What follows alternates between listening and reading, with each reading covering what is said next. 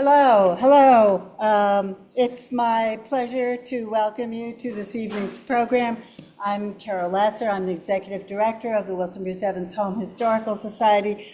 I'm delighted to be webcasting from the Oberlin Public Library. I'm actually not using the mic because it will give us feedback for the people who are far and wide, and especially from Dr. Kelli Cardenas Walsh's hometown, Fayetteville, North Carolina. So we are recording this and broadcasting this, and I'm hoping it's working. Okay. It says we're recording. Red light's on. The red light's on. Okay. All right. It's a couple of things I just want to say before we start. I met Kelli Cardenas Walsh just about a year ago. Yeah. On a North Carolina tour of Wilson Bruce Evans site. And Kelli introduced me to Black history in Fayetteville, North Carolina, of which she has become something of the shepherd. She teaches at Fayetteville State University. She's been there since 1992. And she currently directs the history program there. History coordinator. She has published widely on many of the families you're going to hear about tonight.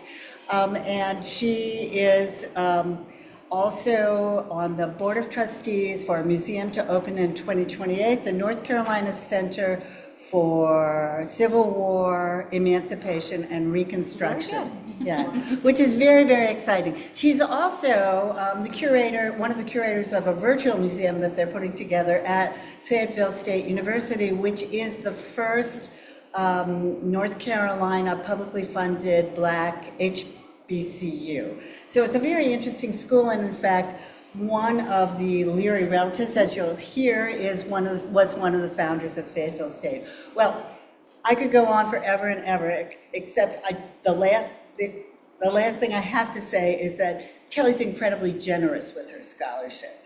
And that is to say that not only does she know huge amounts about the Leary family, and it is Women's History Month, so how appropriate to be doing Sarah Jane Leary's family, right? The female side of the Evans Leary household. But she also is welcoming. So Kelli was a spearhead of a group that started to rename the buildings at Fayetteville State, including the John Sinclair Leary building, to which she welcomed all of the Leary Evans descendants last year when that official renaming took place. So I could say lots more. I want to say two things briefly before I start. We are, the Evans House has had a really wonderful Black History Month. We introduced both of these children's books to the children of Oberlin. If you're interested in looking at the draft of our coloring book for ages 3 to 5, or our biography of Wilson Bruce Evans for young people, which the amazing Miss Phyllis the amazing Miss Phyllis and I went and taught to the third graders at the Oberlin Elementary School. I'm happy to show these afterwards. The other thing is I want to give a plug here for the pop-up museum that's being sponsored by the Oberlin Heritage Center this Saturday at the Oberlin Community Services Enfield Great Space. Did I get that right? And it starts at 2 to 4. So I hope we'll see some of you there. Kelli, thank you for coming to Oberlin. Thank you so much. You'll see why it's so amazing.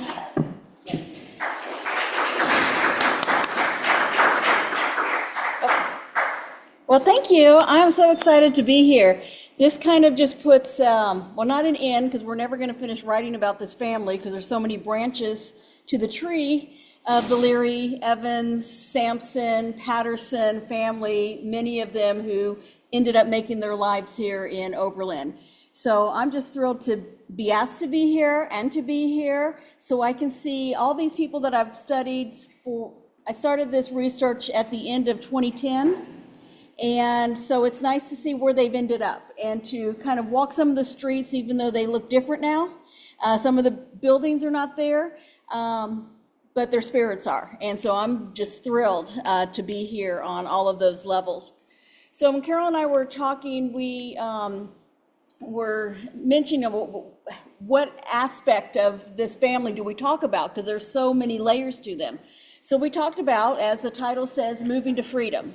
Okay, so what was it about? I'm going to talk about North Carolina, what was going on in Fayetteville, North Carolina, that caused these families or propelled these families who otherwise could have continued to live in freedom in North Carolina. But freedom has to have quotes or italics when we say that in the antebellum period. And so we'll use several definitions of freedom and what that means to different people at different times. And so this is the antebellum journey of the Leary Evans family, but I'll pop a few other families in there as well whose names will be familiar to you. I'm hoping to learn as much tonight from your questions as hopefully you'll learn a few things on what I'm going to share here with you as well. I do want to thank my colleagues who are online, my family who are online. Ken, thank you so much today. I'll talk about some of the things that the archives provided for me, some of that new knowledge I didn't know, which is why we do these research trips. So thank you for everyone for being here. So, and I'm going to move away sometimes from the cameras. I'm just one of those roving professors, and so I'll come over here sometimes, but I'll pop my little head back in periodically as well. Hopefully you can hear me okay? Okay. So moving to freedom. So what I put in this first slide was notices of these families trying to leave Fayetteville, and they're trying to leave at different times. And we'll talk about why each of them maybe have different motivations, although they're all ultimately the same motivations on wanting to leave. So you see Matthew Leary. What we talked about last night is when I talk about the Leary family, I'm going to talk about them in generations. So this is Matthew M. and Matthew Nathaniel Leary. He's first generation. He's the patriarch of the whole family. He's born in 1802 in Sampson County in North Carolina, which is the adjoining county to Cumberland, where I live and work. He's going to, and I'll have another slide with this, he's trying to sell his assets 3 times between 1843 and mid-50s. Okay? He's trying to leave, he never does. And maybe you guys can help me with that and some of your questions. John Harrison, okay? The stonemason, plasterer. And in 51, he's ready to get out of Fayetteville. I don't think you can say it any more distinct than that headline. I want money. Okay, he wants to leave. He's trying to sell his assets to get out of Fayetteville. Okay. People listing here. This is from the state archives in North Carolina. And what happened, one of the times Matthew Leary is trying to leave, not just Matthew Leary, but a dozen others, including Lewis Sheridan Leary, his middle son. They're trying to leave, and what they do there is they ask the government to give them land in western North Carolina. They've been good citizens, that the situations in their hometown of Fayetteville is changing. We'll talk about why those things were changing. And they're asking the government, they've been good patriots, they come from lineage of the American Revolution, and they are asking for land. They ultimately get denied, but they're trying to leave, they're trying to get out of here. The top one may seem like it doesn't have anything to do with anything other than that name, right? Lewis Sheridan. It's spelled a little bit different than our Lewis Sheridan here. Our Lewis Sheridan is L-E-W-I-S. Okay? This is Lewis Sheridan for whom Overland Lewis Sheridan is named for. He was an abolitionist. He lived in an adjoining county called Bladen County. And he ended up, he was a very wealthy gentleman, he and his brother, Thomas. And they had a white enslaver father who, in his will, freed him, the mother, both sons, and gave them lots of land and provided them an education. So one of those situations. So this Lewis Sheridan also did very well, and he knew Matthew Leary. So we talk about that. But yeah. For the people at home, you need to come back. Oh, I'm sorry. I can hear you. And I'm sorry. I just like to walk. Thank you. Okay, I'll try to keep my feet still. So Lewis Sheridan, this one up here on the screen, he ends up joining the American colonization movement, okay, and goes to Liberia. And one of the things that my colleagues and I, Dr. Turner and Nicole Young, what we're finding out is that, St. Leon, is that Fayetteville, or just North Carolina in general, has a lot of relationships to Liberia and to Haiti. And that's a whole other story that hopefully maybe someday you'll invite me back and we can share that. But I'm trying to stay on task on my topic. So these are just some of the, we're trying to get out. So staying consistent with my theme here. Okay. And we didn't click over. So maybe just this one? I did that. Okay, that one. Okay, so Fayetteville. So what is it about Fayetteville? Okay. So sometimes I ask myself that. Okay. Fayetteville, early on, at the time, well, when I say early on, originally Fayetteville was settled, inhabited by Native Americans, like much of southeastern Carolinas. Primarily the Tuscarora Indians and the Croatan, who later become known as the Lumbee. I just need to give a little bit of a shout out, particularly for my North Carolina audience that may be out there, and that is in December of 2025, the Lumbee Indians became the 575th federally recognized Native American tribe. So kudos to them. It was a long fight, long journey, and that finally happened. So we're looking for great things for that community. And I mention them in part also because that's a part of the story of the Learys. The Learys are a triracial family.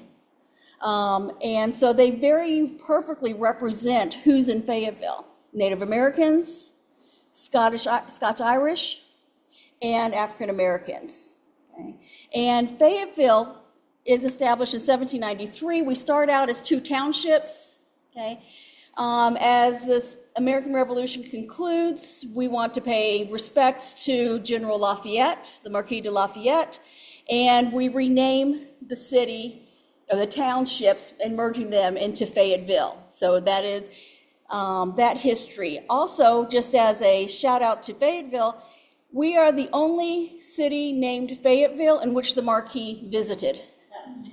So we have that distinction. Of all the dozens of Fayettevilles, LaGranges, and all of that, it's the only one that he came in 1825 during his farewell tour to the Americas. So we're quite proud of that and just had a big celebration earlier this year about that. So we are now renamed. You see the populations that are there. This is a map that was actually made for Lafayette's visit.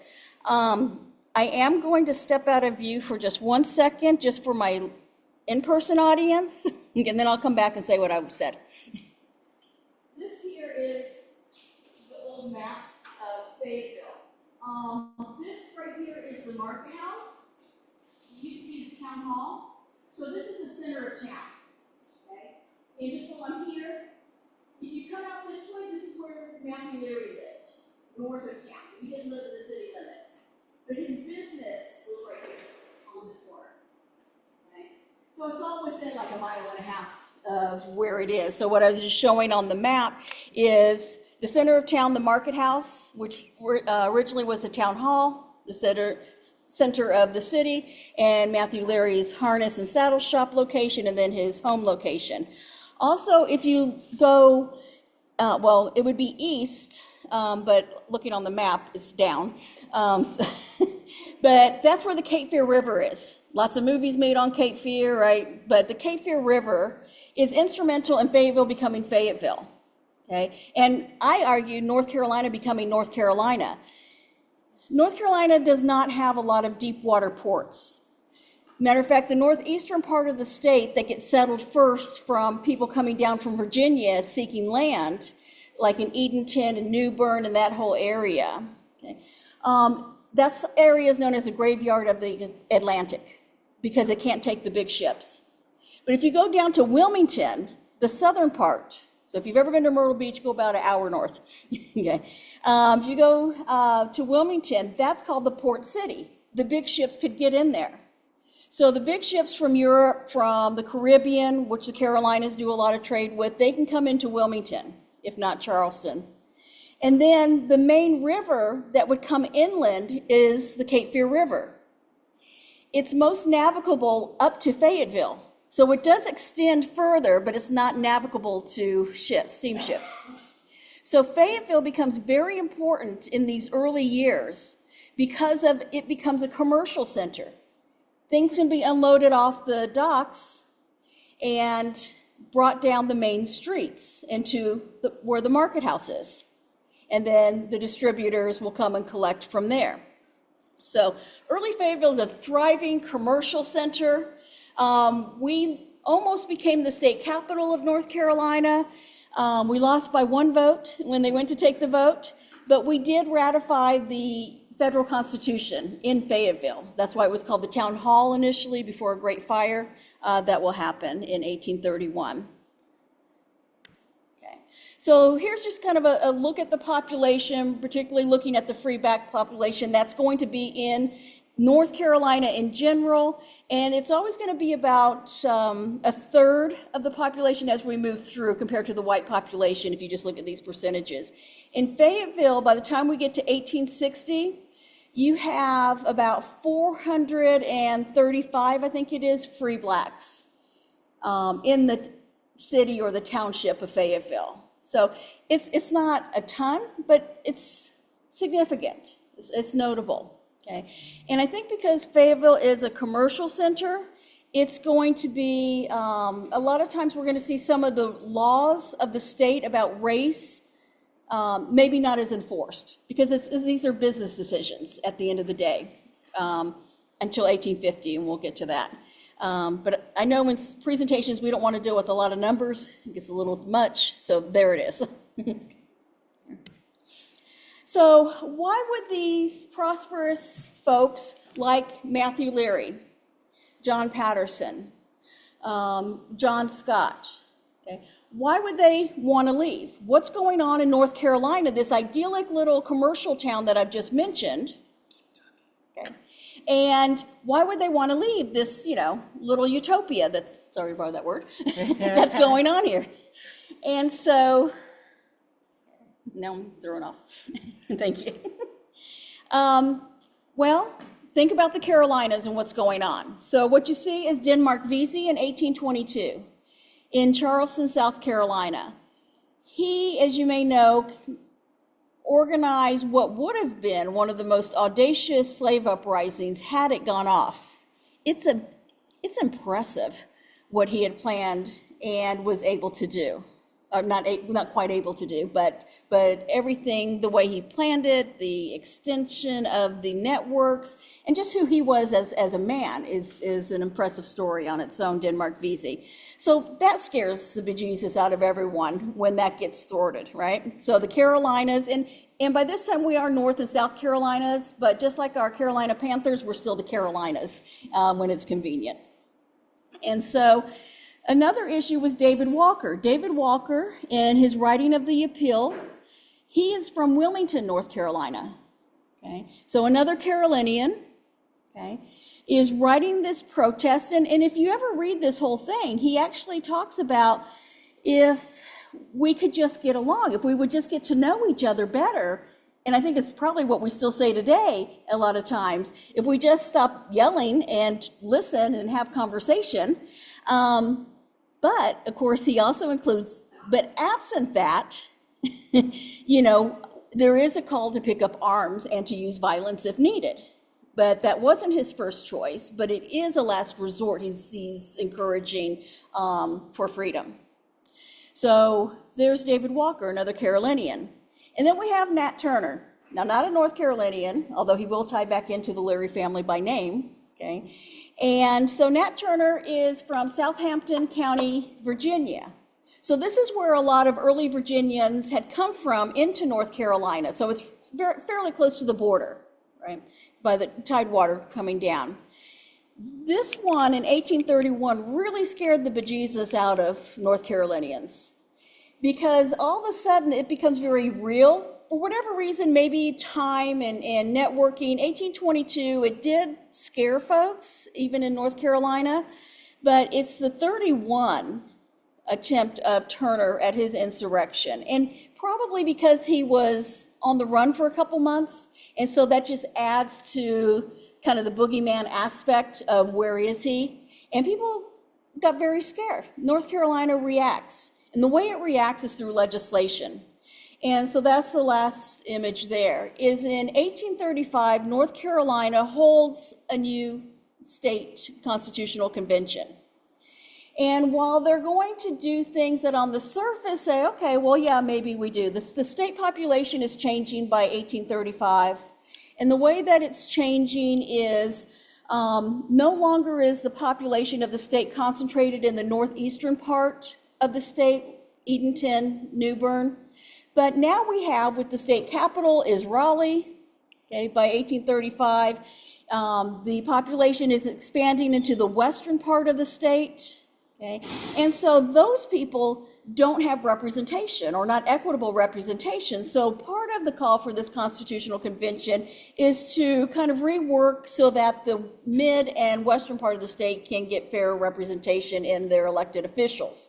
Otherwise, the northeastern slaveholders were running roughshod on anything that went through the state legislature. So they're trying to work that out.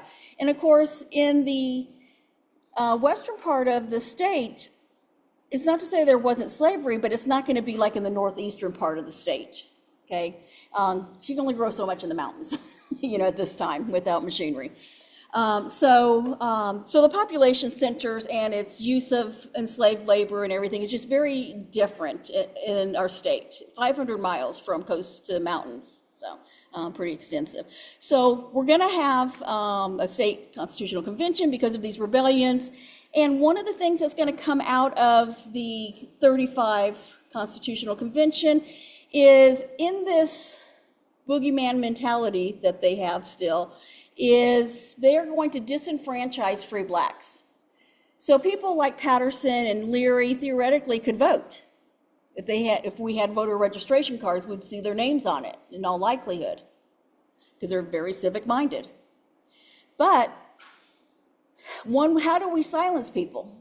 Okay, we take away their ballot, we take away their books, we take away their ability to read or access to reading, and that's what North Carolina does.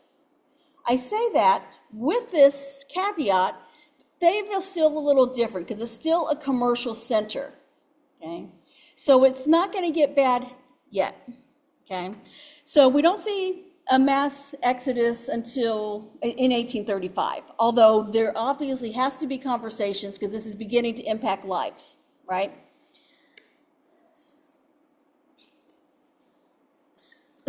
I'm pushing the arrow. Does it want to do that? Okay.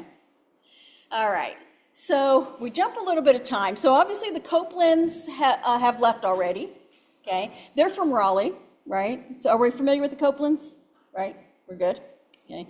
And that's one of the great things on this trip too, is getting to see the farm. Because reading about it, I'm like, oh, and I'm thinking, I come from a quasi-rural area, and I'm thinking, oh, the farm is way out there.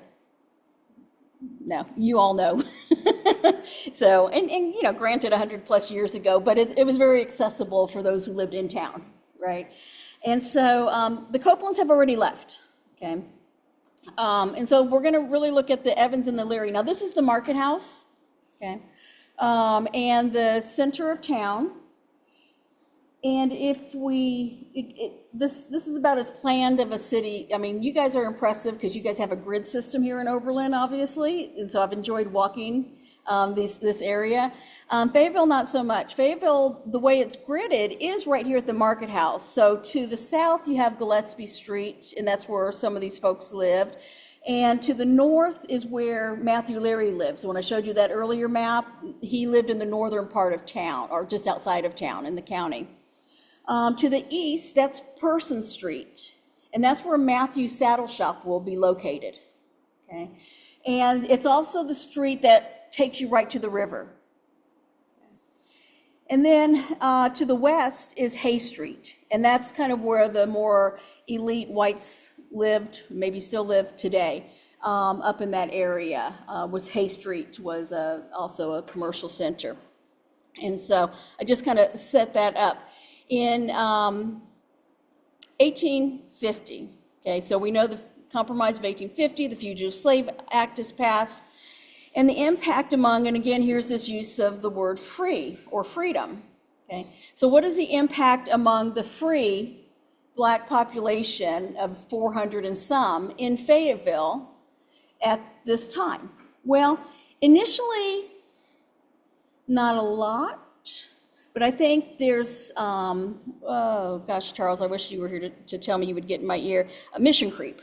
There would be mission creep, okay, very slowly throughout Fayetteville, and getting word of proper place to the population, okay? Now, Matthew Leary, understand, is in a very different situation. Matthew Leary, even though he's trying to leave, he probably is the most privileged of all, okay?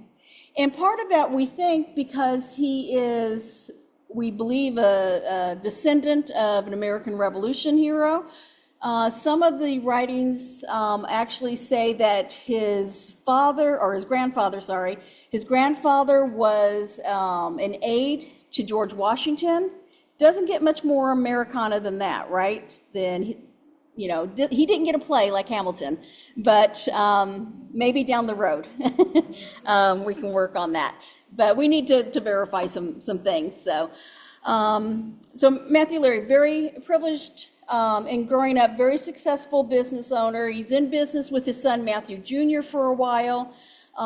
They dissolved their business relationship.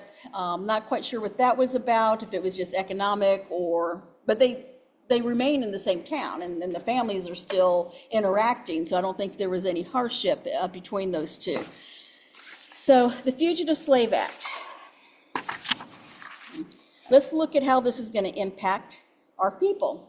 Okay, work that time. I'm sorry, I got to stay here.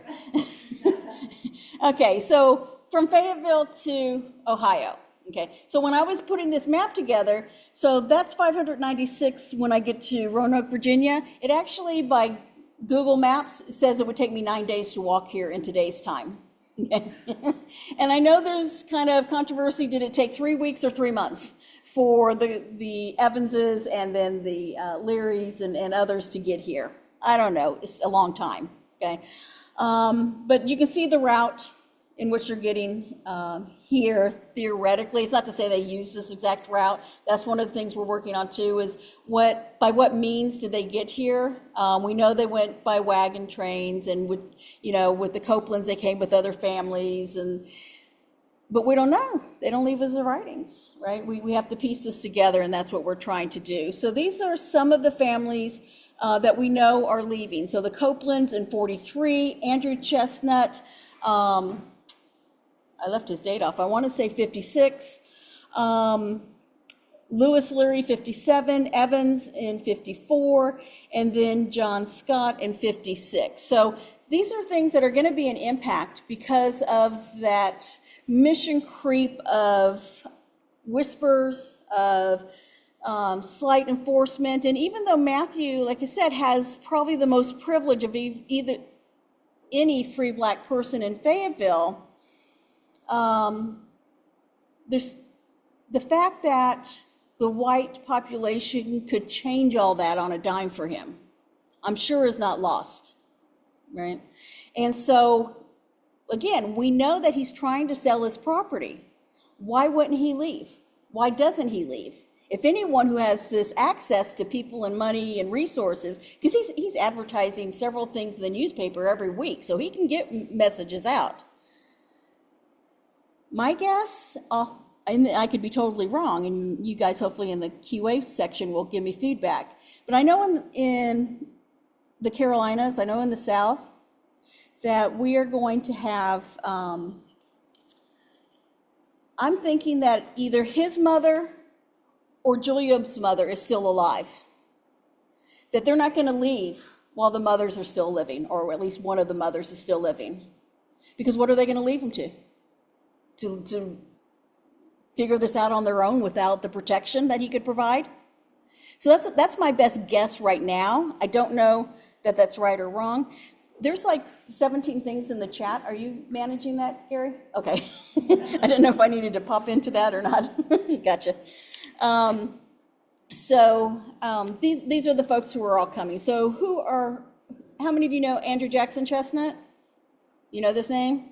Well, you don't count, Carol. You count, but you don't count. Okay, right. So Andrew Jackson, I'll just go through quickly. I won't go through the Copelands because you all know him. He was our spirit neighbor here in Oberlin. But Andrew Jackson Chestnut, he's very interesting. From Fayetteville, his father was a man named Waddell Cade, a white man, and Andrew Jackson's mother lived next door to Waddell Cade. They had a couple children together. Waddell Cade provided needs for the family, but of course was not legally allowed to marry or have a relationship, and we don't even know with certainty that that would have been a desire of either of them. So, but they lived next door for a long time and producing these children that are going to give us some great offspring. I will say, Carol mentioned my university, Fayetteville State University. We were founded in 1867, and one of our founders, we have 7 founders, and one of them is Andrew Jackson Chestnut. So when he does return to Fayetteville after the war, his father, Waddell, has asked him to come back. You know, when they run into each other towards the end of the war, because Sherman comes in and destroys Fayetteville. And Jackson is back, and his father asked him to come home. That he's getting older, to help him run the business. He owned a grocery store, and to come home and he would help him out, right? Get a place and have work and all of that. So he leaves here and goes back to Fayetteville. Okay. So we know that his oldest son is Charles W. Chestnut, the famed novelist. Okay. And Charles is born in Cleveland, so he is a Cleveland-born son. But AJ's first wife will die. He will remarry and have several other children, but 2 I will mention for my Fayetteville audience, and that's Sarah and Ann Chestnut. And they are great educators in their own right. We have schools named after them. Our library is named after the Chestnut family, Charles Chestnut, and then A.J. Chestnut has a gallery, an exhibit gallery named for him outside of our archives and special collections, which Miss Nicole Young St. Leon is instrumental in managing.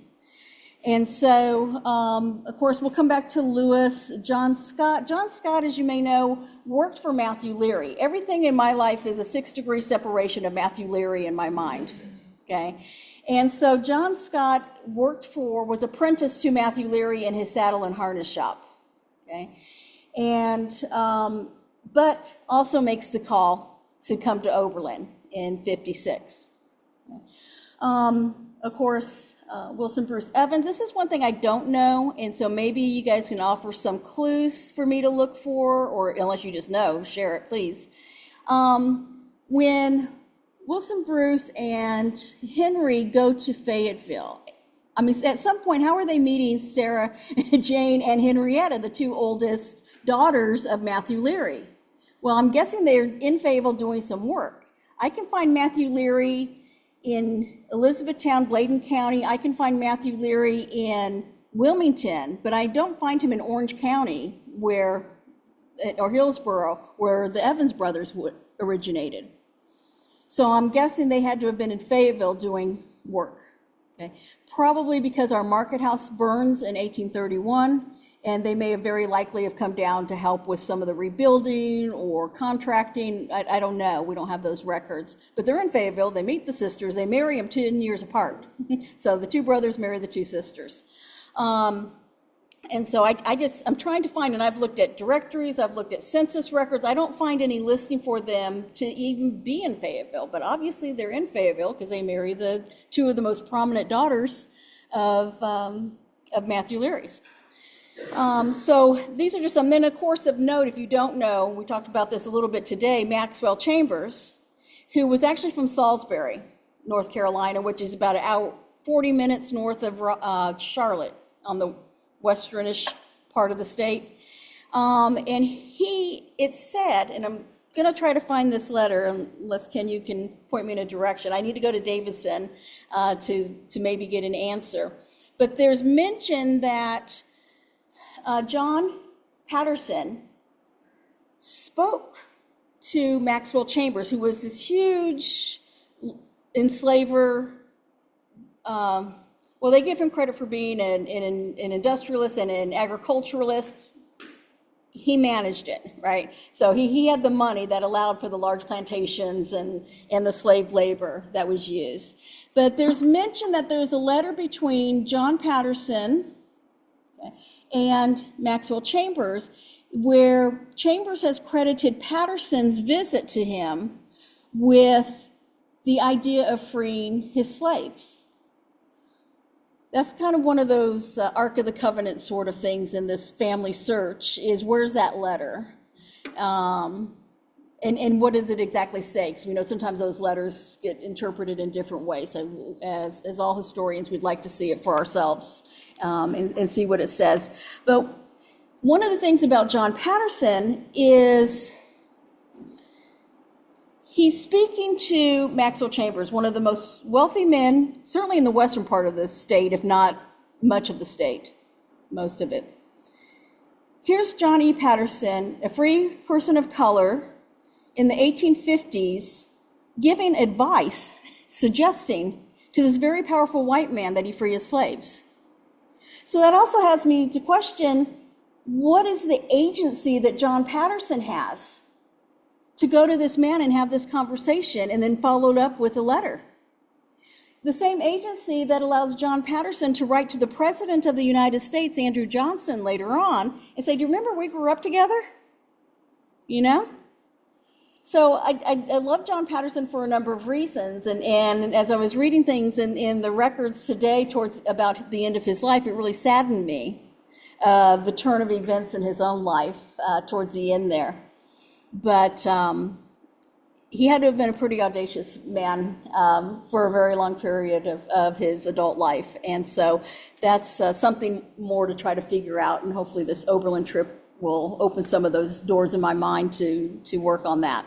So these are some of the primary families that are moving from Fayetteville to Oberlin because we have a change in the Constitution that's limiting our rights, that's making it more difficult. There also was legislation that went through the General Assembly about, and it did get voted down, but if you are a free person, that they didn't even want you in the state. You needed to leave because you're going to be a bad influence on the enslaved population. Now, there was a law about that, but you had 90 days, like Lunsford Lane, right? And so you had 90 days you had to leave. And then depending on which township you were in, depended on how that was enforced or not enforced. And as we know with Lunsford Lane in Raleigh, it's not enforced initially, and then he becomes kind of a threat, again, economically, I think, to a lot of the other builders, artisans, and somebody is saying, hey, you got to get this guy out of here. And so we see, there's just a lot of those stories that we see. So as we know, when the Evanses leave, and again, this is just, to me, another issue of connections between the free black population and the white population, that you have a letter that is written, requested to the governor at the time, David Reed, if he would please write a letter for the safe passage of the Evanses, because they're going to be going through places like Kentucky, right, or around Kentucky, which makes them very vulnerable after this fugitive slave law is passed. And so I just think it just tells us a lot without telling us certain things of the status that these people had. There's also in 1857, when Lewis has to leave Fayetteville, there's a testimony that's written and is signed by about 20 prominent white Fayetteville businessmen and politicians in the town asking for safe passage. Not for Lewis, it's written for Matthew Leary Jr., second generation. But I think Lewis is probably in on that. He's getting that free pass with the pass for his brother. Because the dates just match, so that's my hunch. But here you have this very, you're writing the governor, again, this agency of this black family to request the governor of the state. Josh Stein is our governor today. I would never ask him to write me anything. I don't know what I would, but, I guess I don't live in those life and death terms, but it still took a lot to do this, particularly in this time. And again, we see Henry Evans trying to leave because he's, like the others on that first slide, he's trying to sell his stuff. They're trying to liquidate and have money to travel. And so I know we've seen that particular one in several publications. This is that petition for land. This is in 1850-51, where these men are writing and asking for land to be given to them because they've been good citizens. They all have some sort of heritage related to the American Revolution. Things are getting uncomfortable because of these new laws that are coming in and being enforced or not being enforced. Who wants to live that way and not knowing what day they might come and harass you or take your business or whatever? So we have these listed names, and you see Lewis Leary's on there, Matthew Leary Sr. is on there. There's a Henry J. Patterson. I don't know that that's going to be our Patterson, but or maybe, I think I don't know, it should be his brother, right? I think maybe the middle initial is wrong. And then John E. Patterson, right? So the men who are coming from Fayetteville are trying to leave. They're not necessarily trying to come to Oberlin right off the bat, but they just know that maybe for the safety, for their futures, for their kids' futures, they need to leave Fayetteville, or at least the southeastern part of North Carolina. And so we see a lot of this. This is, again, where Matthew Leary is not only petitioned, but as early as 43, he even says, having it in contemplation to leave the state. Okay. 1843. Okay. In 1856, a year before Lewis leaves, I wish to sell my plantation on the west side of the Cape Fear, 2 miles below Fayetteville. I would sell 500 acres or more. It's a lot of land. And it's right there by Riverland. Okay. But he's got more. Also, my house and lot on Ramsey Street, 1 house and lot corner on Frink's Alley and Orange Street, 10 shares of the Cape Fear Bank stock, 12 shares of the Plank Road stock. Because in the 1850s, what you would have is you come off the river and North Carolina started building plank roads. They kept promising us railroads, but for a few years we had plank roads, which are just planks of wood to help during bad weather, to get through muddy roads. So it's kind of an early paving, although I guess no one told North Carolina the Romans invented concrete already. But we're going to use plank roads for a little while. Okay. But that is short-lived. So Lewis is trying to leave. Okay. So finding freedom. Okay. So things start accelerating after 1850, okay, as we all know. Okay. The enforcement, the uncertainty, the publication of Harriet Beecher Stowe's Uncle Tom's Cabin. For a program I'm doing next week, I talk a little bit about that, where we all know Uncle Tom, we know the name. If you haven't read the book, it's a name, Uncle Tom's Cabin, that's on every school kid's trajectory at some point in their education. They've heard of it. But there's also so many nameless people who don't have the name Uncle Tom, but are the faceless Uncle Toms, who had to worry about their children being sold from under them, their families breaking up. And that happened in Fayetteville, it happened throughout the Carolinas, and certainly in the Deep South, without much regard for anything. So why do they want to leave? Lots of reasons to leave. So in the Finding Freedom, before I go over into this, let's take a look at the man who has, other than my husband, if you're out there, the man who has occupied my research since 2010, and that's Lewis Sheridan Leary. So I already told you who he was named after, another very successful abolitionist who joins the colonization movement. But Lewis Sheridan Leary was, as the middle child, and I'm a middle child, so maybe I can relate to this a little bit, was always, he was known for kind of antagonizing the slaves around the neighboring plantations, is how he's typically described. Even his wife says that he would ride around and say, I would be no man's slave. Well, I am, Lewis. It's easy for you to say, right, from your position. But I was telling Carol yesterday, I wonder if somehow that was code. If through the pipeline of, we know just like at the end of the Civil War, the slaves in Galveston knew what was going on. They weren't caught off guard, on Juneteenth. I mean, word of mouth, because people are working on boats, people are traveling, and it's largely slave labor who's moving, the goods throughout the country, even back then. And so they had heard about these things, even when freedom comes. But to hear it officially, of course, is always another matter, right? It's like, I'm up for tenure, but I need that paperwork before it's real, right? So Lewis would go around, and why I think it's code, so I would be no man's slave. Is he telling the slaves, you don't have to be any man's slave, okay? And the word of mouth may have gone out that there are people who will help you, okay?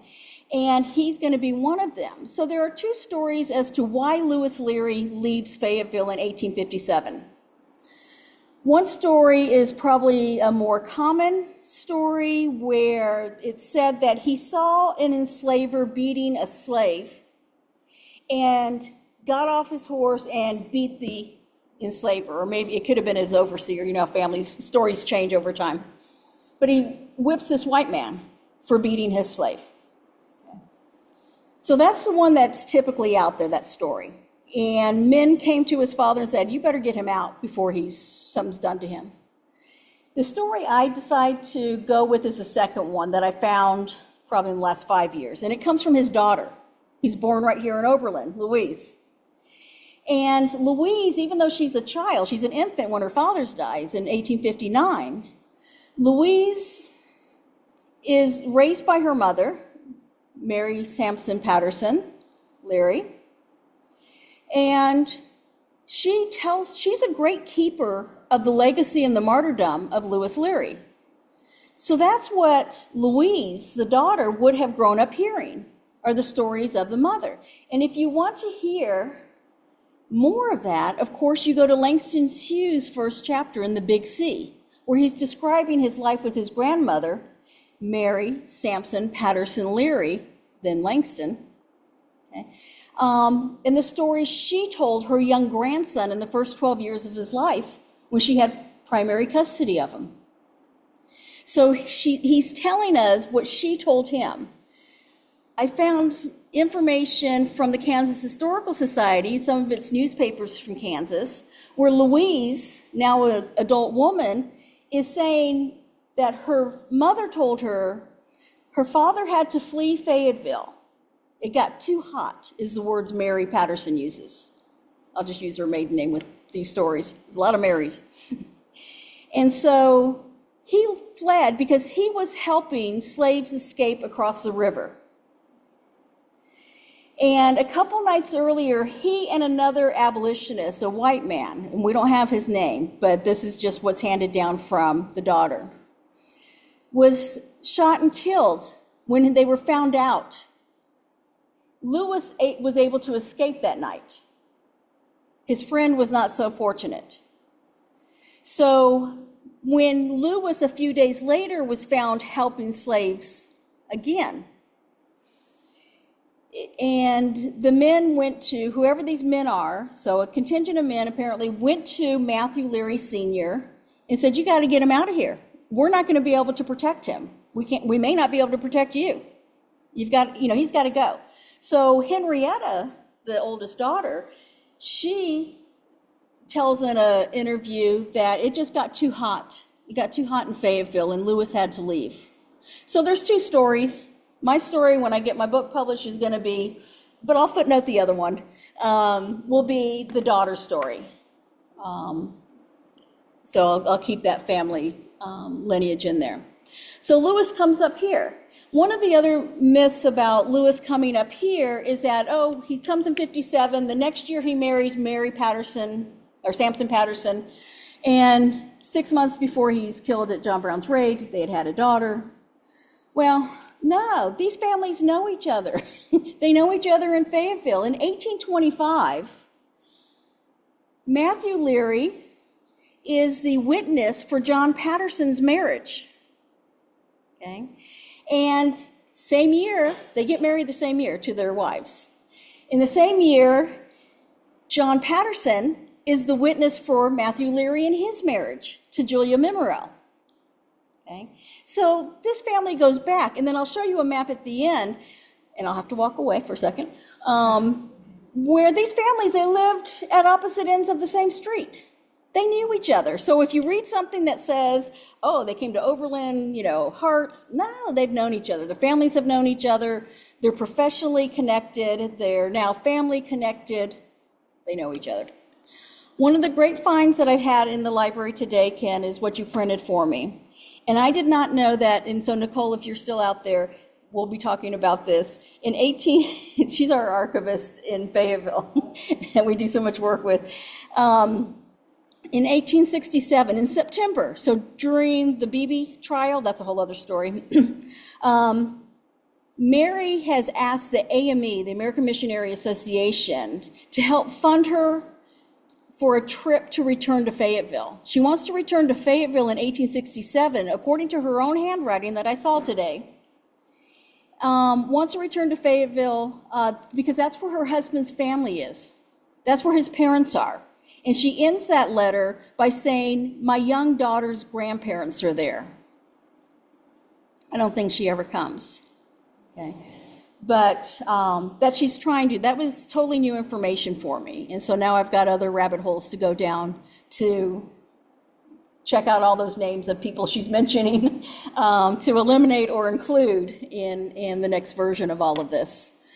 And so Mary's very interesting. Mary, when Lewis dies, was given a lot of outreach and support from the abolitionist community here, from the abolitionist community in New York. They offer to buy her a home. James Redpath, the abolitionist in New York, does. Haiti offers her a home and residency. Probably a good decision, as we said last night, that she didn't take that one. She's going to stay with her family. So even though in 1860 she resides here with John and her mother. So Lewis, does he find freedom? He does in eternity. In his martyrdom, he finds freedom. John Copeland finds freedom, and we can read it in his letters. As he's going to the scaffolding, if you haven't been to Harper's Ferry, you should go to Harper's Ferry. All these pictures, you can just see it. And in Charlestown, where he's actually hanged 2 weeks after John Brown. And so John Copeland Jr. is telling us on his way to the scaffolding, I will be no man's slave, because he knew that was not freedom. And so even as a free person, he's giving his freedom so that others can be free. Okay? I don't even know that martyr is the right word for that, right? But there's just something, I guess martyred, but you guys will tell me, okay? On maybe what you would choose. And of course, in Finding Freedom, we have the Wellington Rescue. We know about that with John Price. The Civil War enlistment by men like Evans and Copeland and some of the other second generation family members who want this war to end, okay? And on the right side. Of course, John Brown's raid at Harper's Ferry. This is, if you read the Copeland letters at Harper's Ferry, I'm sorry if it's jumping a lot, it's just, I've got a dozen years in my brain that I'm trying to get out in 40 minutes. John Copeland writes about Lewis Leary, and there's so much wrong information in newspapers about Leary's death, but won't go there. But John Copeland, some of his letters describes that Lewis, so they're in the rifle works in Harper's Ferry, and if you haven't been there, it's in a valley, right? And it's at the Shenandoah and Potomac rivers. And as the rifle works is being overtaken, they and John Kagi, Copeland, Leary, Kagi, flee the rifle works, jump into the Shenandoah River. There's lots of, I'm sure there's another geological name for this, but there's lots of boulders in the river. It's shallow enough. And what Copeland tells us is that Lewis Sheridan stands up and basically becomes a target to try to give John Copeland an opportunity to get away. So he's taking the incoming on those rocks. Okay? They pull him out of the water. He's not dead. He's mortally wounded. Okay? And there is a description that that Lewis Leary, that as he's kind of being pummeled in the streets of Harper's Ferry, that someone comes out of the crowd and slits his throat. There's only one record that I've seen of that, and that's from a black journalist who was there. So I'm kind of apt to believe him because the white journalists weren't talking about that. Why would they, right? They're trying to write a different story. And so I don't know, I would like a cooperation, but I'm not going to ignore that that's what someone, an abolitionist who was associated with Frederick Douglass, says happened. But by the time he got to the scene of the chaos that night at Harper's Ferry. So whether his throat was slit or not, and it's also one of the things in one of my articles I write about, is it the way it's described, the way he was slit, is very much like Dangerfield Newby in the way that they initially sliced him. I'm not a forensics person, but it just reads the same to me. Okay? And so he is dead, although some newspaper articles say he lingered for 8 to 12 hours. I don't know how that would have happened. Okay, but I say. John Copeland, as we know, is captured. We'll have a trial in Charlestown, which is, 5-6 miles down the road from Harper's Ferry. And he will be sentenced to die 2 weeks after John Brown is hanged. Now, we know that we have this great blessing of letters from John Copeland of writing his brother, writing his parents in those last few months. There was even talk that the guards over John Copeland said they hated that they had to put him to death. If there was a finer Christian man out there, it was John Copeland. But the law had found him guilty of treason, and that was to be followed out. But the guards talk about not wanting to have to do this. Again, praise for the family, for the Copeland family and who they raised, and the way he lived his life and what he willing to sacrifice his own life for the life of others who he didn't know, okay? And in most likelihood. So did they find freedom? They do. There's a whole other kind of tree that we could do at another time on what did this sacrifice of the first and second generations of the Copelands and the Evanses and the Learys, their sacrifices of travel, of fleeing their home state, of fleeing their comfort. John Patterson was a wealthy man when he left Fayetteville. He dies destitute. So they sacrificed a lot, not just their lives. Okay? And so within all of this, I find freedom. I find the ultimate freedom that they were willing to give to the next generations, because their descendants are amazing. We don't have time for that. But they are opera singers and physicians, and most of them may not be a surprise to any of you who know these families by name, most of the women and some of the men are going to be educators and musicians. But they are professionals at a time where we don't see a lot of the professional class being promoted, and they do it themselves, and they do it within their intermarriages to other professional black elites within their community, and provide a very strong network. This is why when we research, and any of you have done any research on these families, you know that there are how many Sarah Janes, how many Marys, how many Julias, but that's also intentional. So you know from generation to generation who's in the South we say, who are your people? You know who your people are. Well, you're Sarah Jane. Oh, which Sarah Jane are you? And then you could easily deduce without a family reunion who was whom, right? What side you belong to. So a couple things I just wanted to show you, okay, of Fayetteville then and now, because you're all welcome to come to Fayetteville, but my guess is everyone won't. But if you do, come and see me. Okay, and I'll take you on the tour, the grand tour of Fayetteville and these families. So I'm walking away for a second. So this is just kind of before and after, because we do talk about preservation, like with the Wilson Bruce Evans home, preservation and all that takes. And this is kind of the lack of preservation that many of our communities also face. So hopefully someone will save that John Mercer Langston home before it's gone. But Bishop Hood was very instrumental. He doesn't leave either. He's actually from the north. He's from Pennsylvania. Comes down to New Bern when the Union Army takes over New Bern. He is sent down here to provide training and fellowship, religious fellowship for the newly freed black population, because if you could get to Union lines, you're free. So New Bern, that's a part of the state that had a high concentration of enslavement. They were flocking to New Bern. So they do send James Walker Hood, a minister, to help organize and provide services for the very newly freedmen.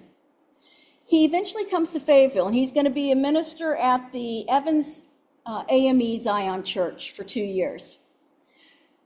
I don't have a picture of the church in there, but you've seen it. But this was his home. This was his home. He does so much more, so I don't want to just focus on the home, but this is kind of tying with the preservation. He also founded the Eureka Springs Masonic Lodge. He was a Grand Master for over 40 years in Fayetteville.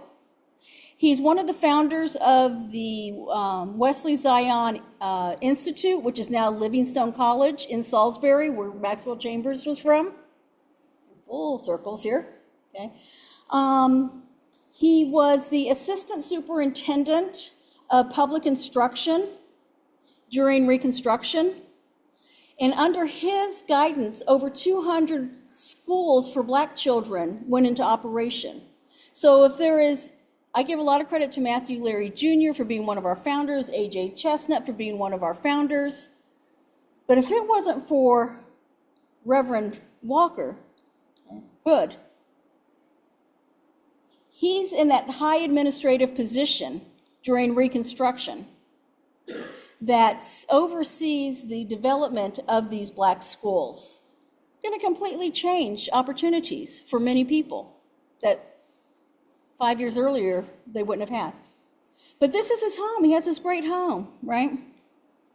And like a lot of preservation stories, the problem is that the families die off, the children move out, they lose connection to their family's history if they're still around.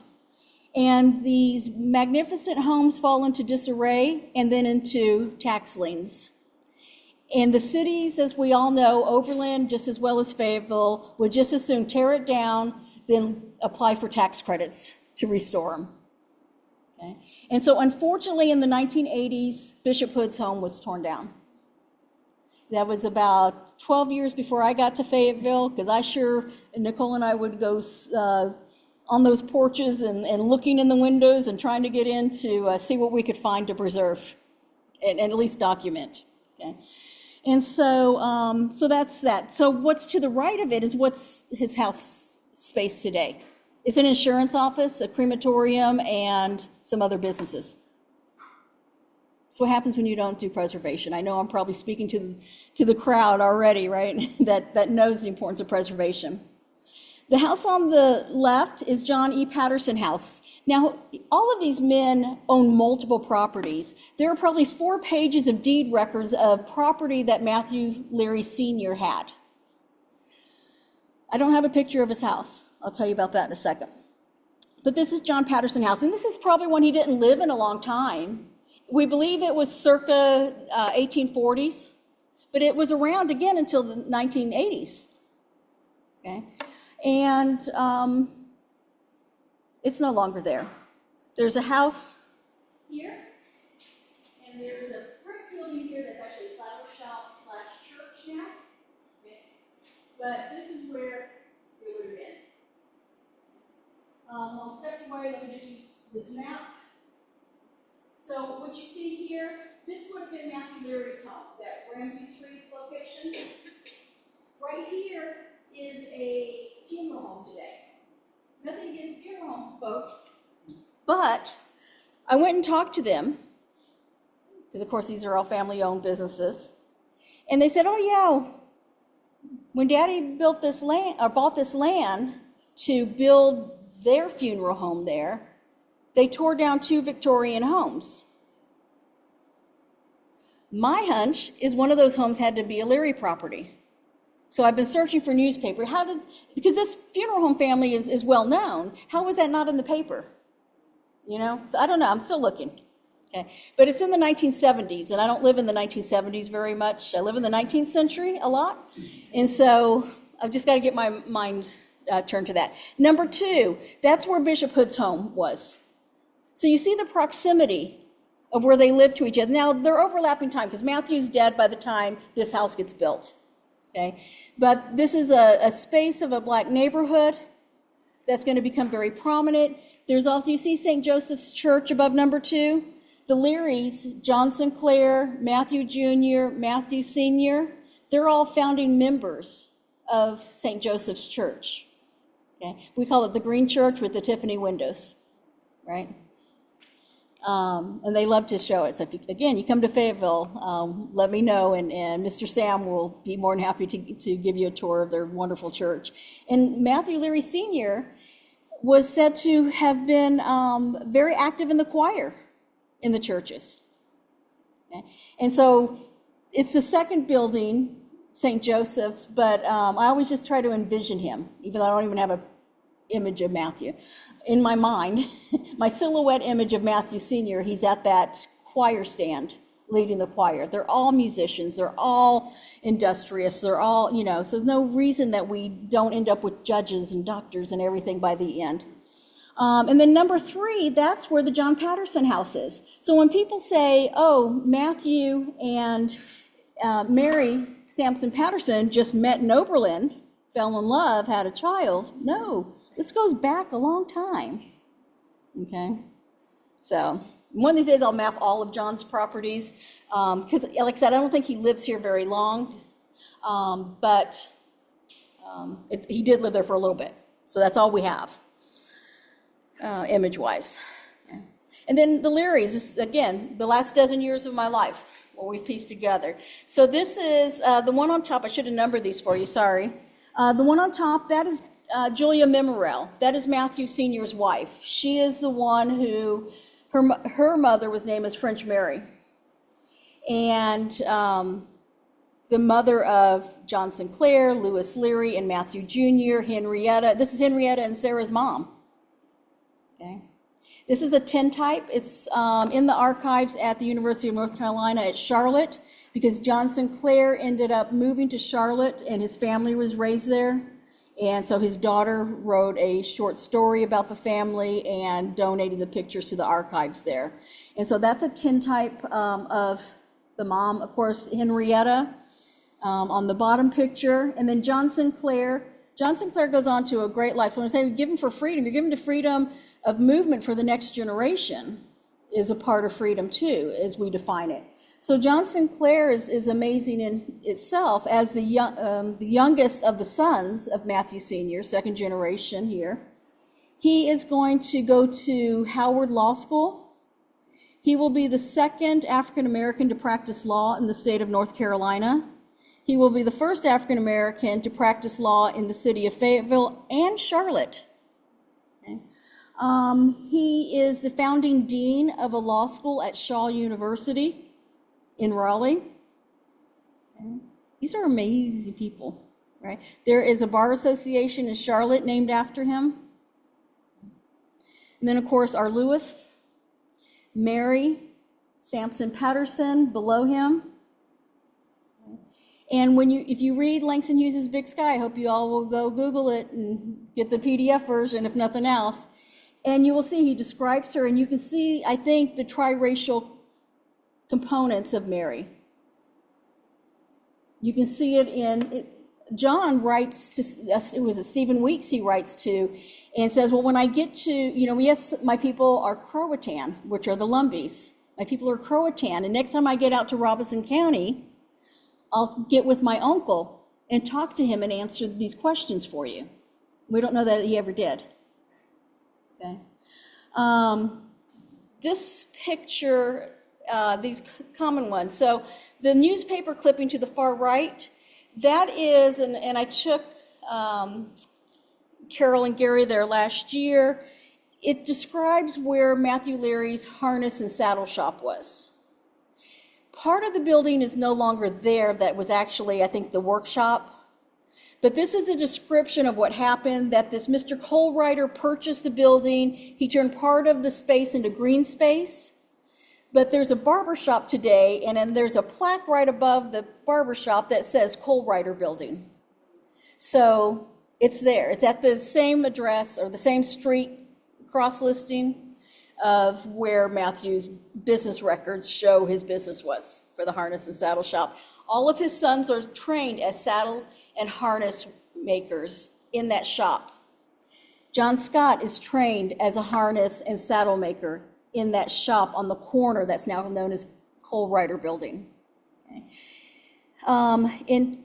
Why I even started this, that's a whole other story, but in 2011, February 2011, on my husband's birthday, my students on the bottom right-hand picture, I was on the North Carolina Historic Highway Commission, Marker Commission, and that's how I even got involved in this project to begin with, this journey of a dozen years, is doing my research for that committee. Like, oh, Lewis Leary's up for a marker, let me find out who he is. I'm from Fayetteville, I want to advocate these Fayetteville markers, right, and their history to be promoted. So I do my research, I start finding out stuff. We approved the marker, and it was important to have the students there to understand their history, that without the Leary family, not necessarily Lewis, he's important in a lot of other ways, but his brother, his oldest brother, without contributions from his older brother and others, Charles Chestnut's father, AJ, they wouldn't have a school to attend. So every year in November, the History Club, which is who these students are, we go out to the cemetery and we clean their tombstones. We clean the area. We're the descendants academically of what they started. So I have just always felt, and Charles, if he's still online, as the History Club advisors, that we have a responsibility, because we know these families have moved out or they have died off. Who's going to tend to their grave? So we have taken on that responsibility to go out there once a year at least. Nicole and I probably sneak out there a little bit more often just to check on the tombstones, because there is vandalism sometimes. And so we take care of it. So our students were involved. That was important. You guys probably know Lewis, right? He was the namesake of Lewis Sheridan Leary. And so his family came out to Fayetteville in the summer of 2024, and then he was back again this past spring in 25. And we take them down to the marker for pictures and commemoration and to have a moment with their ancestors' lineage. This top sign, it looks a little chaotic, or the top picture, it looks a little chaotic of people just walking across the street. That's Person Street. So that's where Matthew Leary, from the angle I'm at, I'm right by the Coal Writer Building, taking that picture. And I see the Leary descendants walking down Person Street. And I'm thinking, wow, it's been over 100 years since we had Learys on this street. And so I took the picture, and it just means a lot to me. It's probably not the most composed or artistic, but in doing this research, it just means a lot to say Learys are back in Fayetteville, Learys are back on Person Street. I think they are learning increasingly how important that is to not only the city, but this city, to North Carolina, and to the movements of which they were involved in many others. We've only talked about abolitionism a little bit here in their plight for freedom, but that picture probably means the most important to me, to have Learys walking down Person Street again in freedom, in a whole different freedom, from a veterinarian to a chef to everything wonderful that they do. It's just amazing, that initial investment, and whatever it was that Matthew Sr. had to put up with that he never left, whether it was the mothers were still alive and they just didn't feel like they could, or other reasons. Who knows? I don't know yet. Maybe you know. But that means a lot to me. And so that is all I have, because I can really talk till my plane takes off tomorrow at 6. You can ask my students. I'll just keep talking. I'm that teacher that they start closing their books, and I said, I got 30 seconds left. Wait. But you're not my students, and so I'm more than happy to take questions and answer where I can. And I just really appreciate being here. Thank you, Carol and Gary, for making that happen.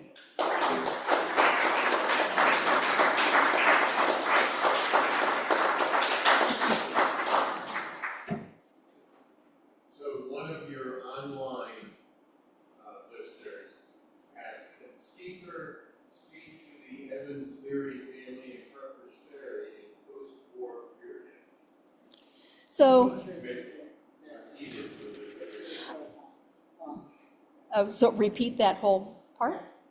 Well, repeat the question. So repeat the question. This is like students going, can you say that again? It's like, I just am free-flowing up here. Okay, so the question is, if I heard it right, is to discuss a little bit more about the Leary Evans family in Harpers Ferry after the Civil War. Okay. Well, all that I really know is Henrietta dies there. Henrietta goes back to, she had left Oberlin, she had lived in Washington, D.C. for a while, and then she dies in Oberlin. She had moved there, and I don't know, Harpers Ferry, sorry, Harpers Ferry. And it's kind of interesting. She was invited to Harpers Ferry at one point by W.E.B. Du Bois as a part of the Niagara movement, the second meeting that they had in Harpers Ferry, so she's there for that. I don't know if that also encourages her to stay there as a part of this kind of idea of the talented 10th. And you had mentioned Storrs College, and maybe she has a role, or maybe she has an idea about contributing in that way, where her brother was martyred. Henrietta is one of the folks who is really very responsible for, I think, for many years, continuing the legacy of her brother, making sure people know who her brother was and what his sacrifice was at Harpers Ferry. The wife, Mary Sampson Patterson, she's raising a young child. She's moving to Kansas. She's, in a different place in her life. But Henrietta has taken on that mantle for many years. And so I just know that she is there. I know that later on, and it's not Harpers Ferry, but Teddy Roosevelt will involve Mary Sampson Patterson as a widow, the last surviving one in, is it 1910 or so, out of office. He invites her to a speech, too, to honor the Harpers Ferry dead. I know that Matthew Jr. and I think John Sinclair had also visited the site of their brother's death, but I don't know as much afterwards. Yeah. So, any other questions? Yes, sir.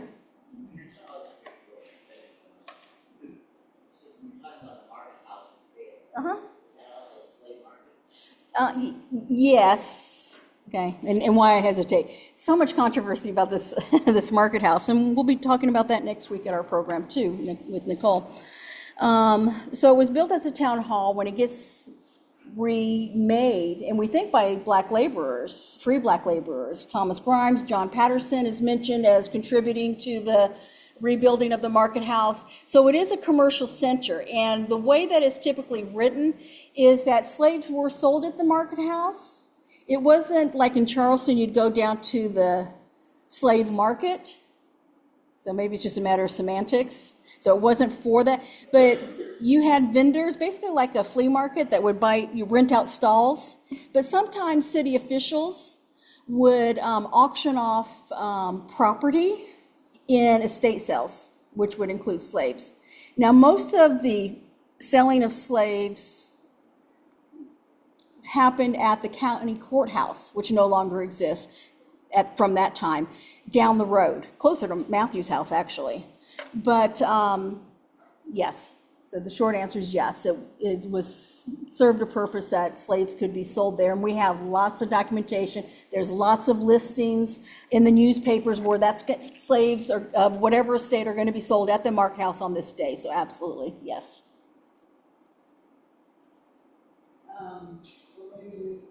Okay, question here. Sir, are you from Lafayette yourself? Am I what? Are you from Lafayette yourself? From Fayetteville? No. Fayetteville. No, sir. Oh, okay. Yes, sir. I just married local, so I say. Do you teach at a predominantly black I do. college? Yes, sir. My question is, in terms of what you expect or what you get from students when you tell this remarkable story that occurred more than 200 years ago. In general, what you expect, and in general, what is the response for that, for all that beautiful history? I think so. I'll repeat.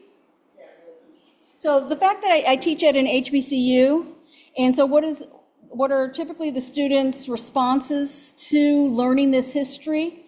And I think it's just like a lot of people, not just the students, but they just didn't know. And so they always embrace it. And actually, I hope that it makes them proud to know the people who went before them. And I make it a point, my colleagues make it a point to say, just like when we do the cemetery cleanup, we are here to honor our ancestors. Our ancestors are those 7 men. And you would not be here, I would not. I'm a graduate of Fayetteville State too. And I would not be here if it was not for the opportunity that men in 1867 gave us. So we have a responsibility. So I try to inculcate that idea that they have a responsibility to give back, but most of them don't know. And so this is why I come and do the programs, my colleagues do the programs, and we're just trying to get that message out there, because most people don't know history. Or they just know what was the name of that book? You said something about the history that I think I know. Yeah, right. What do you know? Yeah. I think maybe we should close this out by reading. From Kim Fraser, Oh, yay. Oh. who some of you know. Kim Fraser writes in, "Thank you. I am a great-great-granddaughter of Henrietta and Henry Evans. My grandmother was their daughter, Mary Patterson Evans." Yes. So the names go round and round. And Kim was one of the first people who reached out to me on Ancestry. Are you a relative of them? And I'm like, no, I'm not. I'm a history researcher. And she was very generous and turned me on to the Catherine Mayo interviews and all of that. So thank you, Kim, if you're still out there, for your very early contributions to getting me down these rabbit holes and paths. Thank you all for Thank coming. you. We really encourage you to fill out your survey forms so that we have them. And thank you again. Oh, you're welcome. Thank you. It's wonderful to have Thank you you. in Oberlin and connect North Yes. Carolina and Yes. Oberlin. Yay. Thank you.